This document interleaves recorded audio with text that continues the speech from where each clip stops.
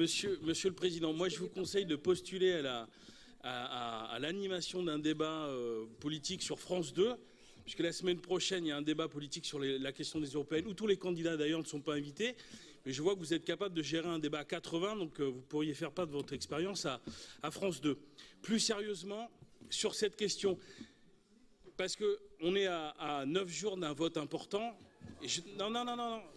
Je veux pas. Moi, je suis pas candidat, donc ça va, c'est cool. Juste dire une chose, mais ça a été dit par plusieurs d'entre vous, c'est que les décisions qui sont prises au niveau national et au niveau européen ont des conséquences concrètes sur nos vies de tous les jours.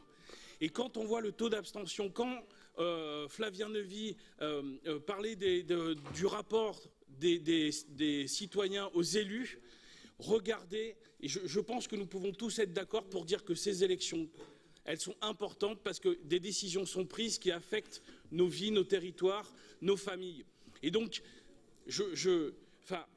Luxfer, comme la sucrerie Bourdon, comme les ACC, comme d'autres, ils sont mis en difficulté parce qu'il y a un moment donné des choix qui sont faits au niveau national et européen, qu'on peut ou pas approuver, mais en tout cas, ça se passe à ces niveaux-là. Et donc, il faut, je partage ce qu'a dit Florence sur la cohérence, c'est-à-dire qu'il y a un moment donné, c'est trop facile de dire localement « Ah, c'est pas bien ce qui se passe » et d'avoir nationalement des représentants qui votent ce genre de loi.